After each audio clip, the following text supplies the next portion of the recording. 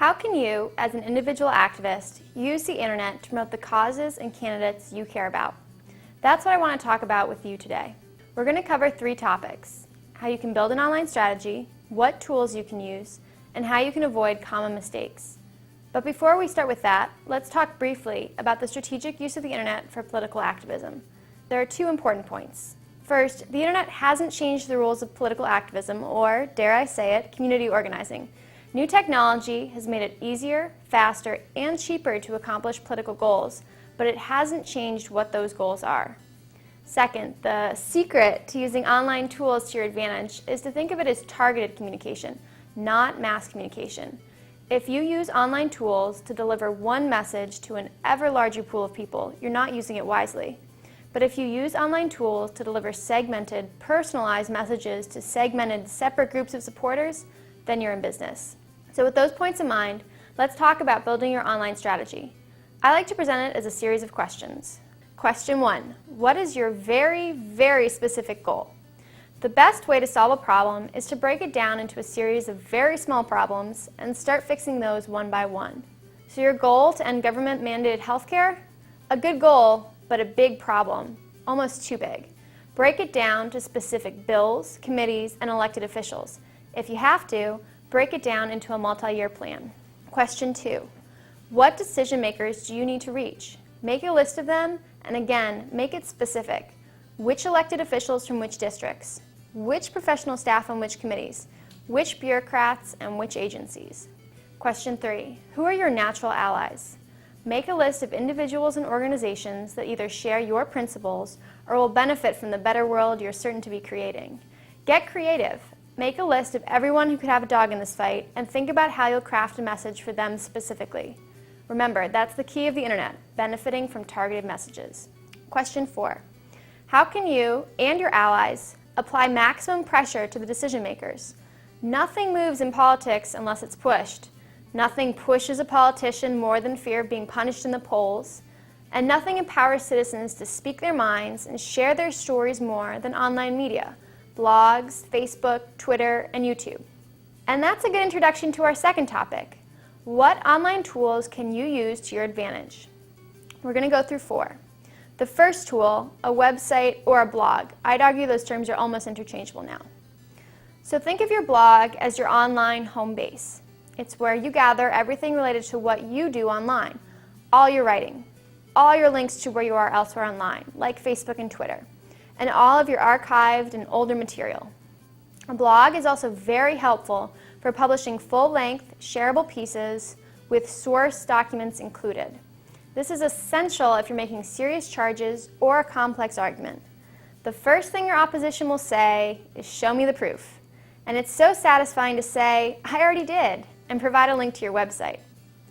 There's not much time now for a lengthy how-to, but if you'd like to get started, especially without a great deal of technical knowledge, I'd recommend blogger.com or wordpress.com. Both will give you free hosted accounts where you can begin writing and publishing right away. If you can send an email from Gmail or write a document in Microsoft Word, you can use these systems. Of course, if you've got a little more technical experience, I'd recommend buying your own domain name, something like yourname.com, and web hosting, basically a corner of the internet where you can put things, and upload and install WordPress from wordpress.org. It's a free blogging platform, it's got a very easy 5-minute installation, and it's supported by a community of web developers across the world, so the features you can add onto it are constantly expanding. The second tool, Facebook. Yes, it's for far more than sharing vacation photos. Facebook is first a great distribution tool for people to share your content with their friends and family. That's why you want to make sure there's a Facebook like button embedded on every blog post. You can either copy and paste code from Facebook's developer site, which is developers.facebook.com, or do a Google search for a how-to or a plugin that will work with your blogging platform. But you can also use Facebook to organize events and protests. To do so, just create a Facebook event, include all the relevant details, and of course, an interesting image, but make sure not to violate copyright. Start by inviting people who helped you organize the event or people you're working closely with. Depending on who they are, you can also make them administrators of the event so they can manage it with you. And then start inviting people and encouraging your guests to invite their friends. Depending on your goals, you can also organize people through a Facebook fan page or a Facebook group. Your fan page is public, anyone should be able to find it, and people opt into your community by clicking like. It's a great way to centralize everyone interested in your cause to share news, events, and other updates with them. But you can also create a Facebook group, which is a little more private. Just go to facebook.com/groups to get started. You can make your Facebook group secret, so no one but everyone who's in it knows it exists or can see what's going on. Closed, so people can see the group exists, but not what's being said in it. Or public, like a fan page, so everyone can see who's in the group and what they're talking about. With a secret or closed group, you might find value in working with others and posting private updates, chatting, sharing documents, and scheduling group events. You can also use Facebook for low-cost advertising. Facebook allows you to target people by a variety of characteristics, from location to marital status to Facebook fan pages they like. So if you know the characteristics of your supporters, you can craft individual ads for them.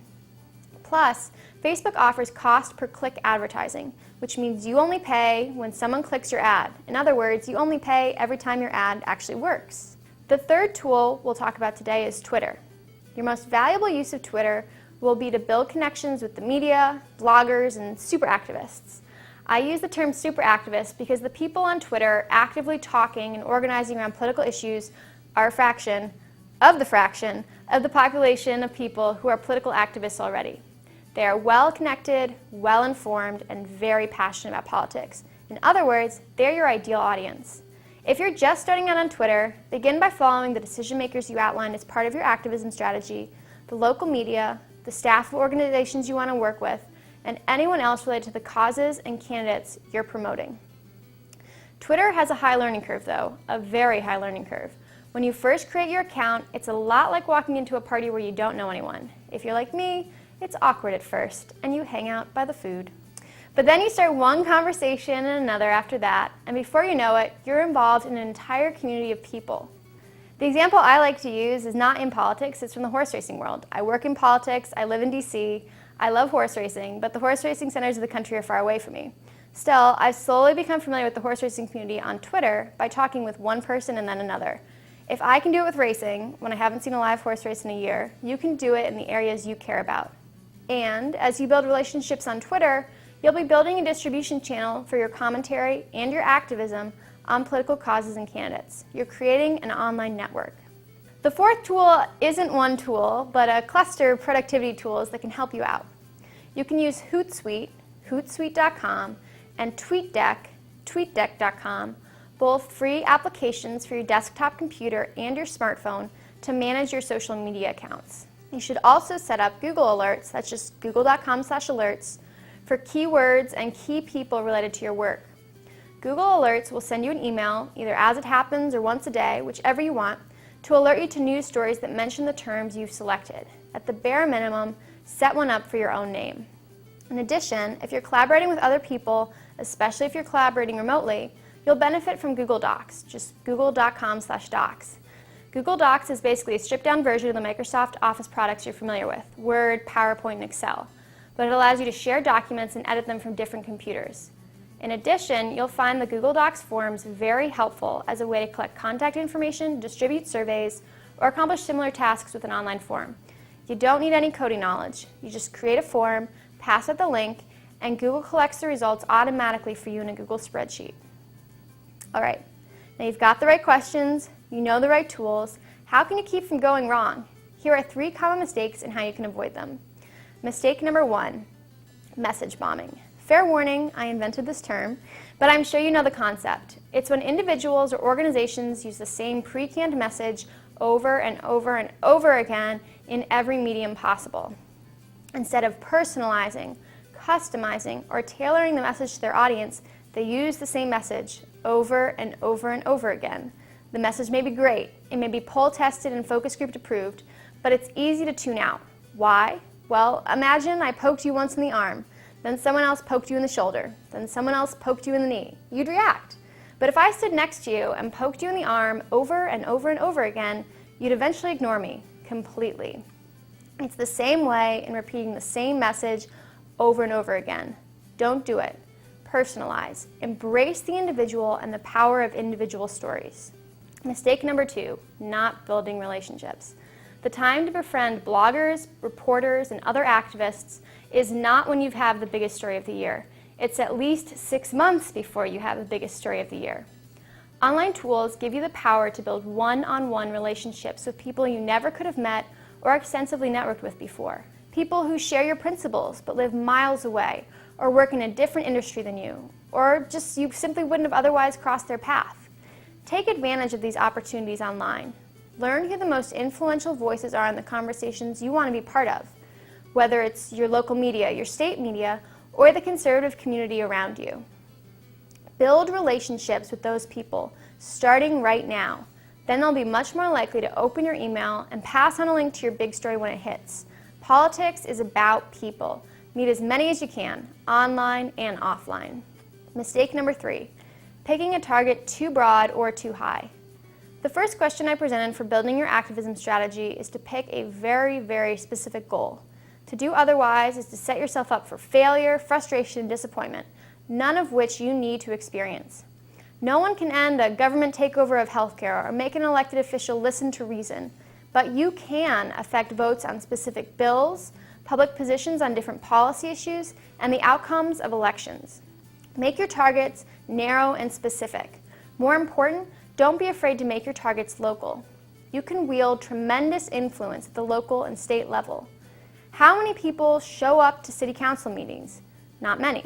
How many people organize 3 of their friends to show up at city council meetings? Even fewer.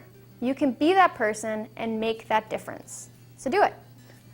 Now we've gone through the tools and we've gone through the questions you need to ask yourself to build your online strategy, or really any political strategy.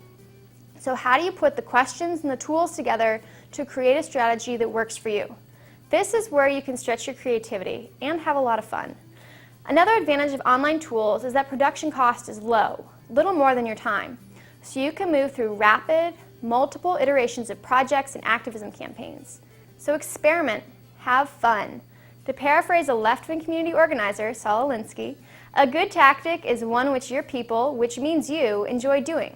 So here are 2 examples just to get your brain going. Let's say you want to lobby state legislators to pass a bill. Start by going back to our first questions. Your very, very specific goal to get the undecided legislators to vote yes on the bill. The decision makers, obviously the undecided legislators and to some extent their staff. Your natural allies, the citizens and the industries affected by this bill, plus any nonprofit organizations that are interested in the bill's subject, like the National Rifle Association on a gun bill, or pro-life organizations on bills related to abortion. Now, how can you and your allies apply pressure? Here's one idea among many you could choose, depending on your time, your strengths, and the size and interests of your supporters. Let's say you have supporters of a bill post 30-second YouTube videos telling their stories to an elected official's Facebook fan page or tweet them the links on Twitter. Remember, it's generally not the intern overseeing an elected official's commentary online because all of those comments are on the record and quotable. It's a member of the communications team more likely, so already you've moved up the food chain than if you just called the office. To get back to your supporters, as you encourage them to create these videos, you could have a friendly contest among them for whose video can garner the most views, so they'll share with friends and family. Make sure, though, that you give them plenty of positive feedback. We share content online because we want to be part of a conversation, and we want connection. Reward people with that connection. You can also send conservative bloggers in the area the links to the best and most compelling videos. Tweet the links to those same videos so you can activate your own distribution channel. Then, send a press release to the local media to tell them what you're doing. You'll have given the media 3 great hooks. 1, a citizen lobbying effort on a bill. 2, an interesting application of new technology. And 3, an array of human interest stories to choose from in your supporters' videos. You've struck gold. Or, as a second example, let's say you want to publicize the bad behavior of a longtime incumbent, but for whatever reason, the media just won't bite at the story. Your very, very specific goal, to return to our questions again, to publicize instances of bad behavior and, in the long run, and if it's bad enough, to force the incumbent to resign. The decision makers, the voters in the incumbent's district and, in the long run, the incumbent. Your natural allies, political opponents of the incumbent, and citizens everywhere who will be rightfully outraged. Now, how can you apply pressure? Again, here's one idea of many. Start a blog. Build your case and post links to all the source documents. If you want to have a lot of fun, leak the story slowly. Start with one allegation, let the reaction build, then release another allegation. However, make sure everything you're saying is true and not inflammatory. Let the facts speak for themselves. Once you've lost your credibility, you'll never really get it back. If the story is really juicy, consider running advertisements on Facebook or on Google, where you can buy advertisements to display next to key search terms to send people to it. You can also use that as a way to expand your network. Then, activate your distribution network through your friends and family, through conservative bloggers in the area, and through Twitter. Ask more prominent bloggers if they'd accept a guest blog post from you on the subject, or if they'd be interested in covering the story too. If the media ignores you, it's now easy to be the media. And make sure you can build on the success of this one-time story for a long-time readership. When people come to your blog post about the story, make sure you have links for them to connect with you on Facebook, whether you want that to be friending you personally, joining a Facebook group, or becoming a fan of your Facebook page. Have a link for them to follow you on Twitter so they can see your news and updates. You can even use a Google form to have them fill out a quick form with their email addresses so they can subscribe to receiving future updates from you. Although the best way to bulk email like that is better left to a future lecture or some Google research of your own. I hope these examples have helped you see how engaging and, yes, fun online activism can be. But it also shows an important lesson. There is no right way to do activism online. There is no one template for what activism ideas you can implement.